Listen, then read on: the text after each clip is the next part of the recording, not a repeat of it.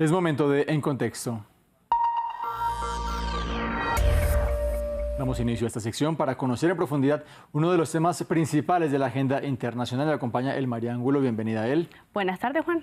Vamos a hablar de las alertas tempranas, las alertas meteorológicas, un tema que está muy latente dada la tragedia en España, más de 150 muertos.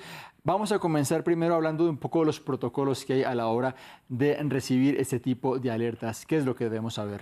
Bueno, Juan, para entender cómo funcionan los protocolos de advertencia en estas situaciones, primero debemos conocer el protocolo de predicción y vigilancia de fenómenos meteorológicos adversos que manejan las entidades encargadas en España a través del esquema llamado Meteo Alerta. Se trata de una escala de niveles de intensidad de color para medir el riesgo. Como vemos en pantalla, está compuesto por una paleta de 3 tonos, en la que la más clara es la amarilla, que corresponde a un nivel de riesgo bajo en el que los bienes y la población podrían sufrir algunos impactos. En este punto es clave hacer énfasis, Juan, porque lo visto no solo en este caso, sino en otras catástrofes de este tipo, es que al nivel amarillo no es asociado por los ciudadanos a un riesgo muy preocupante, por lo que muchas veces estas alertas en este nivel son ignoradas. Sin embargo, según los organismos de socorro, ningún nivel de esta escala es considerado seguro, ya que la situación que no representa ningún grado de peligro sería considerada verde y no se emitiría en ese caso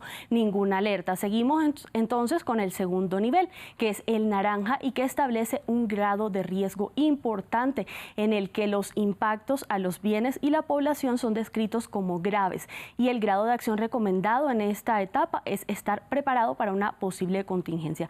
Terminamos con el tercer nivel, que es el que corresponde al color rojo y que hace referencia a un grado de riesgo extraordinario en el que el impacto a las estructuras y los habitantes es catalogado como catastrófico, y la acción sugerida en ese caso es seguir las indicaciones de los organismos de emergencias, que van en 2 vías. La primera es la evacuación, o cuando ya es demasiado tarde, el resguardo en zonas altas en casos de inundaciones como las que hemos visto en Valencia.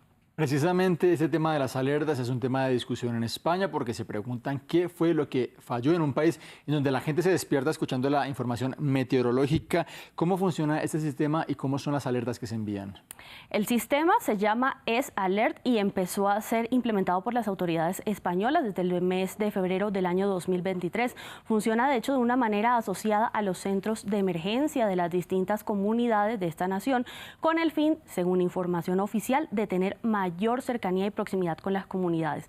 Se trata de un sistema que envía miles de mensajes de texto a todos los teléfonos celulares que se encuentran dentro de las zonas de riesgo. Como podemos ver en este ejemplo, este es uno de los mensajes que fue enviado en su momento como una parte de una alerta de protección civil ante las fuertes lluvias en la provincia de Valencia, y fue suministrado por el Centro de Coordinación de Emergencias para que la población tuviera conocimiento de la forma en la que lucen este tipo de advertencias en medio de las diversas reacciones sobre las alertas, de si fueron oportunas o no, o si fueron asumidas como una señal de riesgo por parte de los habitantes. Expertos en climatología de la Universidad de Alicante, de hecho, han indicado que es fundamental que las poblaciones acaten los avisos y que no sigan con su vida normal a pesar de recibir este tipo de alertas. Estamos en un momento con esta tragedia muy cerca todavía, todo se centra en buscar desaparecidos, a remover escombros, pero ¿qué dicen las autoridades todavía de lo que viene ahora? ¿Qué señala la agencia meteorológica de lo que viene para España? Juan, lo que señala el servicio oficial de la Agencia Estatal de Meteorología, específicamente en la Comunidad Valenciana, es que el efecto de la emergencia no ha finalizado, y que uno de los mensajes que de hecho fue divulgado este jueves señala, abro comillas, la emergencia meteorológica no ha finalizado, la DANA sigue sobre España, se están produciendo tormentas muy intensas ayer en Andalucía, hoy en Castellón. Vamos a seguir parte de esta semana con estos mismos efectos meteorológicos, por lo que se recomienda mantenerse atentos a la evolución de la situación a través de los comunicados oficiales emitidos por los organismos de protección civil. Desafortunadamente, como ocurre en tragedias de este tipo, es un contexto de un poco caos informativo, surgen noticias falsas. Al respecto, habló la agencia Greenpeace para desmentir algunas de ellas. ¿De qué se trata? En efecto, la organización Greenpeace pone sobre la mesa hoy el tema sobre la negociación y los bulos, las negaciones, los negacionismos y los bulos, cómo pueden costar vidas en situaciones de riesgo, como en el caso de Valencia, por lo que desmonta algunos de esos bulos que han surgido en estos días a raíz del registro de la DANA. Uno de los que más llama la atención, de hecho, es el referente a la sequía en contraste con las inundaciones. Greenpeace explica que cuando hay precipitaciones intensas en poco tiempo, el suelo no puede filtrar tanta agua y además los suelos afectados por la sequía pierden la capacidad de infiltrar el agua, como si estuvieran impermeabilizados de alguna manera, un efecto que técnicamente es conocido como hidrofobia y que regenera otro efecto contiguo que se deriva del arrastre del suelo fértil, es decir, escorrentías. Además, la organización advierte de que la comunidad científica ya lleva mucho tiempo alertando sobre los efectos del cambio climático en fenómenos meteorológicos de este tipo, que serán cada vez más extremos y severos según lo que dicen, y que también está en las manos de la población la responsabilidad de administrar el consumo de información y asegurarse de que las fuentes de los contenidos que revisan o a los que acceden sean autorizadas y que no propaguen pánico ni noticias falsas. También hay un llamado de cara a las próximas jornadas de las autoridades que entregan una serie de recomendaciones. ¿Qué es lo que están diciendo?